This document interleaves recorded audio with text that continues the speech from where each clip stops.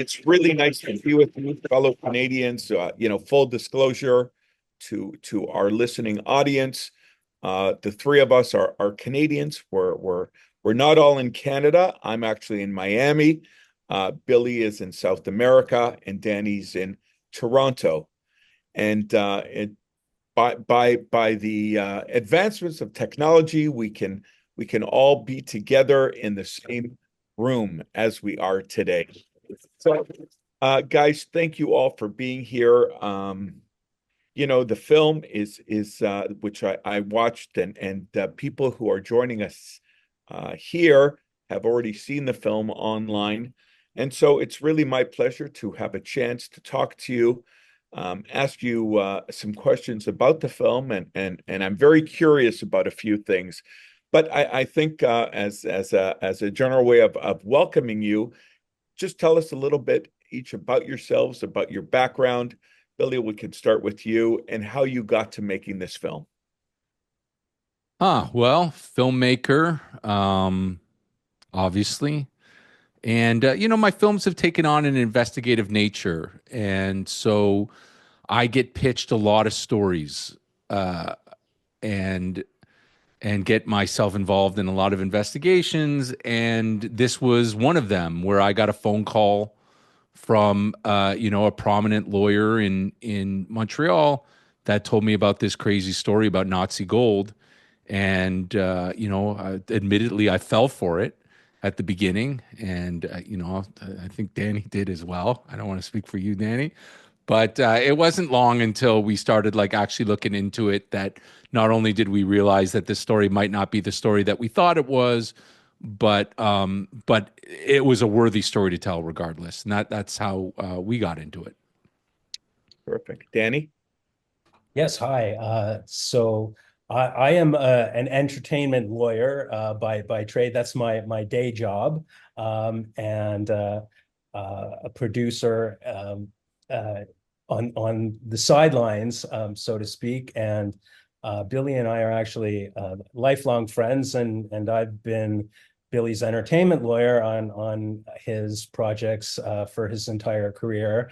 And really as his projects sort of started getting more complicated and becoming more investigative and kind of more entangled in legal kind of issues, that's when I sort of took on the added role of producer with Billy. This is our second feature. We produced a feature documentary called Portrayal a few years ago, which you can all go watch on Tubi. Little plug for that. And it is also a very intricate, interesting, and Jewish entangled story as well. So that was our first foray together, and now we've been producing this as our second feature together. So is it a coincidence that both films are of a Jewish nature, or do you focus on Jewish themed films? Billy, I'll give that one to you. I don't, I think it, it's hard to say, is it a coincidence? I mean, Danny and I grew up together. We're from in the same temple, are, you know, so I don't think it's a coincidence for Jewish filmmakers to make Jewish films.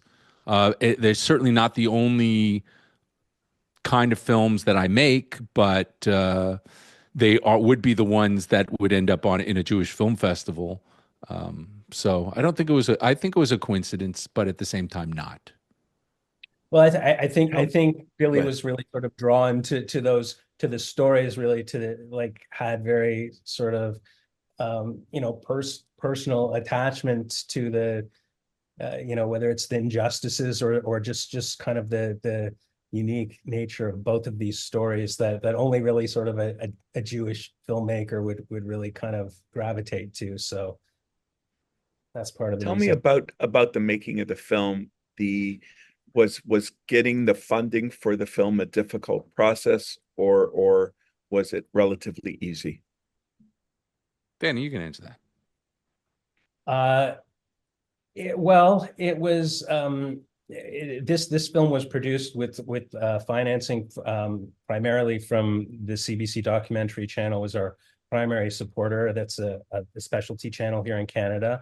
and they also supported the film portrayal. So same commissioning editor for both, and was a sort of a champion of the first film, and so we already had that connection to go to. But I think that it was a challenge to sort of pitch this whole idea. It was a difficult kind of story to wrap your head around, with a kind of simple pitch. And Did that initial pitch go well? Well, everybody thought it was, we all were sort of on board because we thought it was some huge discovery. And I think we got our initial interest based on the fact that it was, believed to be real. And then when we, started to notice that there were some holes in these gaps of the story, which is what the film's about, we kind of had to backtrack and see if there would still be interest. But we were able to reformat the pitch after there was already interest and involvement and some financing into here's why we think that we can still tell this story and here's our approach. Did the film with the budget? Was it under budget, over budget, or you hit your numbers? If I may ask. That's a Danny question. Yeah, Billy Danny? has no idea what money he's spent. Billy just makes the film happen. That's And, right. and spend money and spend the Comes money. There you in, go. says, "Can I have a helicopter tomorrow for there a you go. shot?" And I say no. Yeah. The film was produced on budget and was not a particularly expensive film to make, because it's fairly contained within a particular place in Montreal, and a little bit of filming in Halifax. So not that complicated, but it did take quite a bit longer to kind of complete for various reasons, and certainly there was additional complications and sort of with editing and finalizing some of the elements from a legal perspective, which is where I come in. Yeah. I'm going to get to the legal bit in just a minute, but how long did the film take? How long did the movie take to film from initial filming to the end? We had a couple different chunks. At the beginning, we filmed for about 3 or 4 days. And then we had to backtrack because of the things we learned in those couple days. That's when we sort of realized that it wasn't necessarily our narrator was not as reliable as we had hoped. And then we took a pause for about almost a year. It was almost a year to the date, and went back to Montreal and filmed for about 22 to 30 days. I'm not totally remember the number. And then we then filmed another, about a year later, we learned a new part of the film, which you will learn. We found a new sort of witness and went to Halifax and filmed for a couple days. So you're looking at a total of maybe 30 days of filming over the span of maybe 2 years. By the way, that scene that I don't know if that was an added scene, but that scene in Nova Scotia where you meet, the two people there that know more and more about the main character, I thought added a lot of clarification to the film.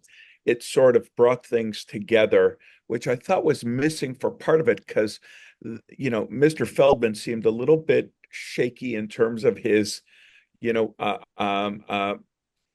desire to make this happen, and it wasn't happening. You could see it. I want to tell you who my favorite character was in the entire film, and that was the daughter.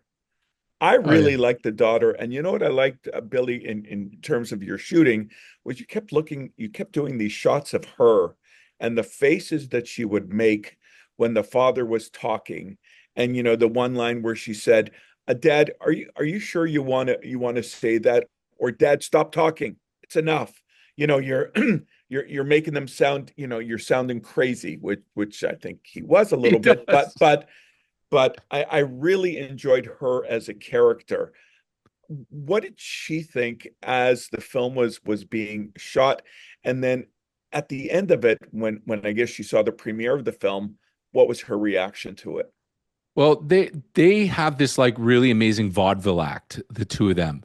And it's this just, these great characters that we've seen in movies that they're just like a natural version of this like partnership of comedy between the two. Very Jewish humor, the like the clowns, like the straight clown and the sad clown, and joking Correct. around with each other. And the genesis of that relationship being copied in the film was really from, she was making this film beforehand before I came on board. And then so I was directing over the phone in the first 3 days, and she was, on site, and we were trying to get some of the preliminary shots down to pitch to the network that we'd been given some financing from the network. And it just really wasn't going well. Like Joseph was not Joseph Feldman. He just wasn't very easy on camera, stumbled a lot, etc. And there was just this frustration that was happening between the daughter and the father that I asked her straight out. I say, "Hey, can we take one of our cameras? We had 3 cameras, and can we put it on you? Because like maybe there's some salvaging of this film by like having like this relationship being documented." And just the result was pretty brilliant. It really solved a lot of issues for us where the story we were realizing was not as reliable as we thought it was. So we sort of pivoted into this relationship between the father and the daughter, which I think is a more fascinating story than the story of is there gold, is there not gold. I think the is there gold, is there not gold is a good theme in the film, but the story is about the relationship between the daughter and they did it. It was just it made it very enjoyable for me to film, was getting myself involved, because I am from also a pretty tumultuous Jewish family as well. So it became very it was a story I recognized. Tell me, are there other siblings? And is there a wife? Is there a partner to Joe? Well, his former partner, I mean, no, his current partner, his wife, uh, did not want to be in the film for understandable reasons, but she was very much a part of the filmmaking process. Like she cooked for us a lot. She was just a wonderful host. They are a wonderful family, and was really it was really joyful to be a part of their family during the time of the filming, as tragic as what was going on. And then I think his other family members, other children, did not want to be a part of the film. They didn't want to be a part of, from what I understood from Alex, they didn't want to have anything to do with the investigation. They were very upset, not only about his investigation, but the fact that he was making a film about it. Right. And you know, I thought at some point there might be an opportunity to meet the business partner, the ones that we see, the young character with his father at the beginning of the film, maybe in present times, but it never happened. And I would imagine there's all kinds of legalities and issues with that. Was there an attempt made to meet with the business partner and have him filmed for the movie? I see Billy's punting that for me. I Yeah, saw that too, Danny. Danny, I yeah, saw yeah, that little yeah. look. Yeah. Well, Yeah, Anything yeah, I that gets saw me, that. anything that can get me in trouble, Danny wins. exactly. I Well, listen, as you can imagine, that we grappled with that issue from the very beginning. Do we reach out to the business partner? When do we reach out? How is he going to react if he finds out we're making this film? And we were always obviously very concerned that if we did reach out and he reacted badly, that would shut us right down. So it was a difficult sort of decision to navigate.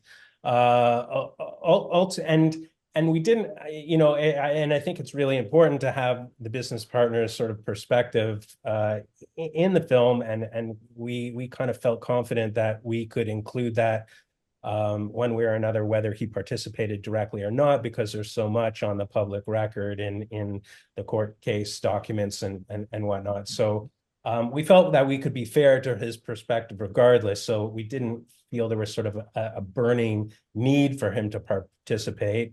Ultimately, we did connect with his lawyers, not with him directly, and needless to say, his lawyers were not too pleased to find out about the film, and or at least there was sort of a trepidation, because obviously they hadn't seen what we were doing or know what our approach was, or whether we were kind of taking, Joseph Feldman's, sort of just kind of taking him for at face value. So there was a little bit of back and forth with the business partners, legal team, where we sort of gave them assurances that the film did include kind of his perspective, and that there were disclaimers, and that there were informational elements that made clear that some of this evidence might should be taken for what it was, which is not necessarily reliable or proven, and for the viewer to sort of judge on that basis. And we wanted to make clear, like, some of the legal judgments that have already been played out, while there's still other ones that have to be resolved coming up. Is a very public lawsuit of defamation against Glenn Joseph Feldman for the things that he's claiming his business partner is responsible for. And so it's not really an investigation. We're not taking his investigation. We're not like going on. We're investigating his way of investigating and the holes in his investigation. And we're telling the story of like Canada's largest defamation lawsuit at the point of view of the defendant, the person who's being accused of defamation. And so I think it's a really unique story about the person who's being sued for, the most amount of money in the history of defamation lawsuits in Canada, and to see like why is this guy being sued? And you really see why. So I don't think it's and then we have enough real investigators to juxtapose these claims that Joseph is making and the way with which he is making them, and the way with which he is investigating. And we've got sort of the reality of investigators, like professional investigators, sort of speaking out pretty much on behalf of the business partner in a way. And I'll tell you who else I enjoyed: the signature specialist. Oh yeah, Graciela. She was really good, and she was obviously a very professional at what she does, with the way the last letter flowed up and flowed down, and she was terrific. The other thing that I really enjoyed in watching the film is the way, like, when the three theories were presented, you had almost like this animated figure saying theory number one, boom, and then you would come up, and then each of the theories would come up. Was it difficult finding the actors to play the young Joe and the young father of the business partner and the business partner? Because that part was very dramatic, that first beginning, where they walk into the office and the narrator's speaking, and here I am sitting and I wasn't sure what to do, and so on and so forth. Was it hard to find those actors? Well, the reenactments are these like sort of ridiculous versions of Joseph's memory of how things went down. So we're very clear that this is not necessarily what happened. This is how Joseph says it would happen. And the actors like Sheldon, who played the father, I mean, he has never been on a film set before, let alone acted in anything before. He was just a guy I found through another filmmaker that lived in Montreal. I was looking for, a Jewish looking guy in Montreal, and Sheldon showed up having no experience, and he was fantastic. And our Yeah. other two actors were friends of Alex's because Alex went to school for acting. And so they're just old friends of hers that she hadn't seen in the longest time. And they just showed up and they were just perfect. The whole thing just was perfect. And I mean, this is one of the things I love watching about the film. You get to hang out with those guys. You get to watch this reenactment of the time. And I think they did a fantastic job, and it was fun to do. I liked his hat. I liked his hat. Yeah. And, The and Joe and father's hat. Joseph was like, he was just so impressed by it all because, here's the story he's been telling for 40 years. And he's not only seeing it happen in front of him, but he gets to retell the story by telling them where to go and what to do and what to say. So I think it was really cathartic for him. I think the process should have been like this healing, cathartic process for Joseph to this thing that nobody has paid attention to him. Nobody's listened to him. Well, not nobody. He's actually managed to get a lot of people to listen to him, but it didn't go anywhere. So I think the film for him he was seeing as this vehicle to do something, but wasn't what the film's goal was. That was more what his goal was. Did Joe attend the film premiere? Was there a film premiere in Montreal?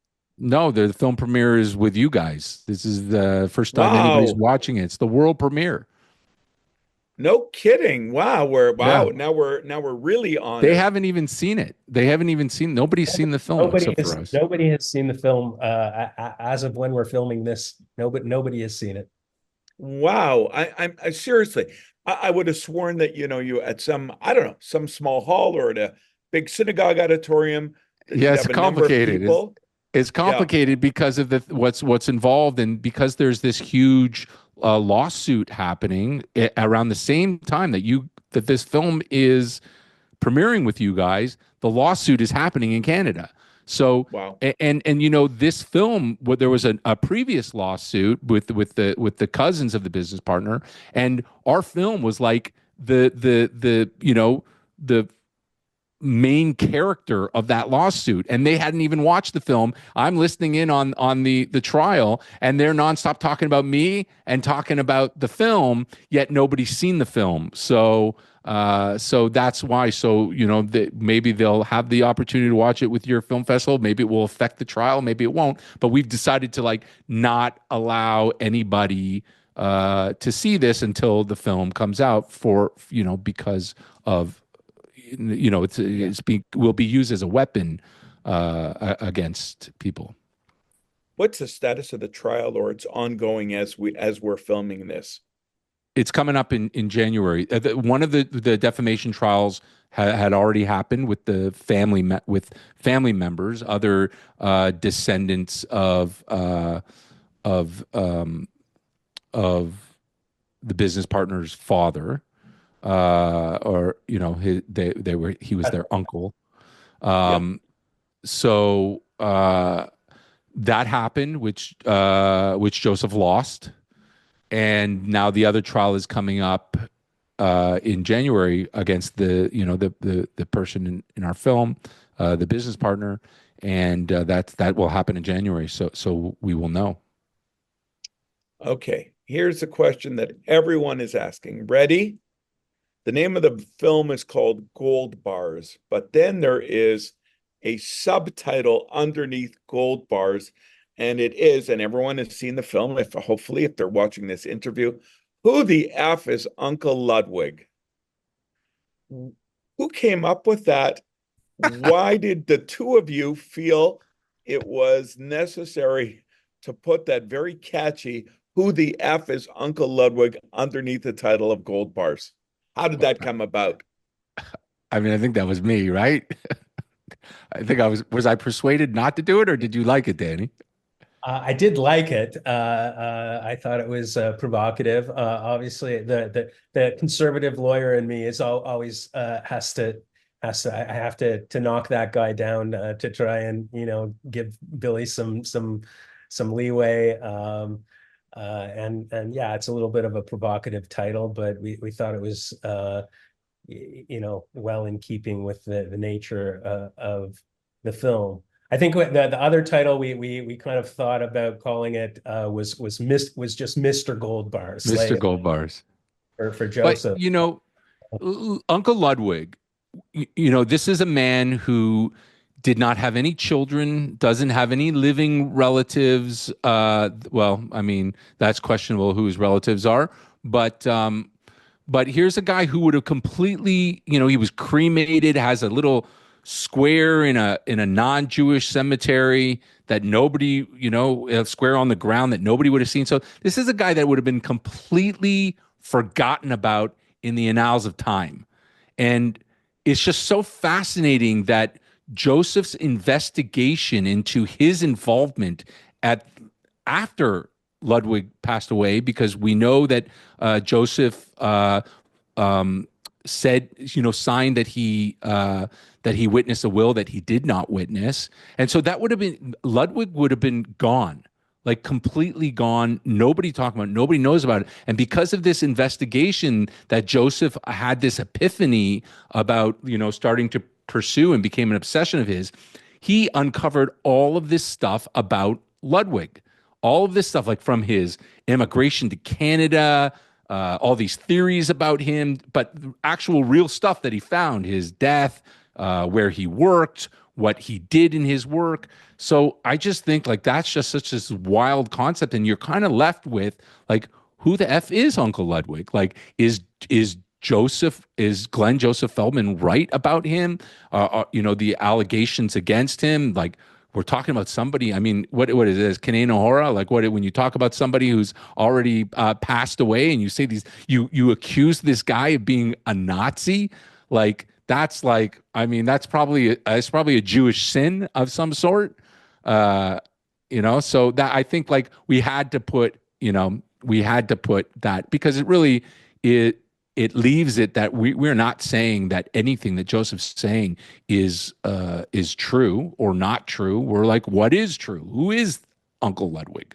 Which I think You is know, is great. and when after you see the film and you see the protagonist, Joe Feldman, when you say who the F is Uncle Ludwig, that's how he talks. Yeah. And he throws out, and I love the fact that you guys let him speak freely. I don't know. I doubt it was scripted because he was just talking, freely and saying whatever's on his mind.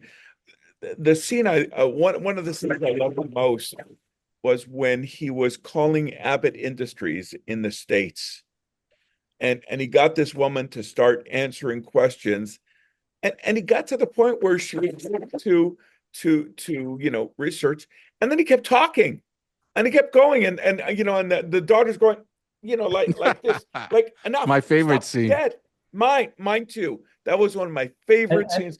and It's Mark, going, we sort of approach this on two different levels. Obviously, on like the specific story itself, you've got these great characters, and they're entertaining, and it's really sort of riveting watching this specific story unfold. But we really kind of looked at it from a broader perspective as well, and it's one of the reasons, speaking to being Jewish filmmakers, like, why is does this story matter? If there was no gold, or if he's totally wrong, like, who cares about any of this? And really, when you look at this from a broader perspective, like, it's about misinformation, and it's about investigation, and the society that we live in now, with people Totally. going after conspiracy theories and where they get their information, and from a Jewish perspective, like,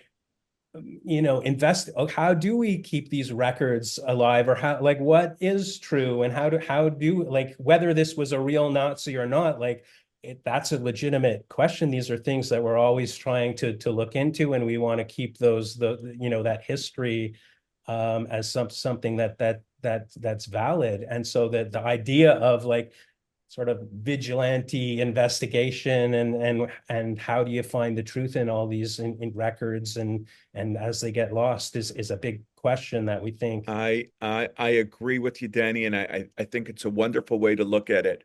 So here's the big question. Were there gold bars in that house? Yes or no? Come on. You Now tell we've all me. watched the film. You tell me. Were No, there? I don't think there were. I No. don't think there were. It looks great, and I love that first scene, where they walk down those creaky stairs. And I love the way you had the sound with the stairs creaking and that old sort of dusty basement. And I think they use the word bunker. I think a number of times the word bunker was used. And when I think of the word bunker, I see it in a whole different perspective. Being a Holocaust educator and going to many, many times to Poland and frankly being the son of Holocaust survivors, it brought an extra perspective to me. But I don't think it was, and I think Joe Feldman is got. I would imagine he's a success. Is it fair to say he's a successful attorney? Oh, I think so for sure. Yeah, probably one of the more successful real estate moguls of Montreal. Yeah, and the fact that, this is something else. I mean, I'd love to once meet him because I'd love to, the persistence that he has. And I would imagine he spent a lot of his own money Oh yeah. to bring in specialists and professionals and Oh, I think that this investigation destroyed him and destroyed his finances as well. I think it's we watched we captured this time of a real obsession that was that he suffers from for sure. I mean, it's the tenets of all Jewish neurotic behavior. You've got a guy who, has created a situation that he's looking for some injustice.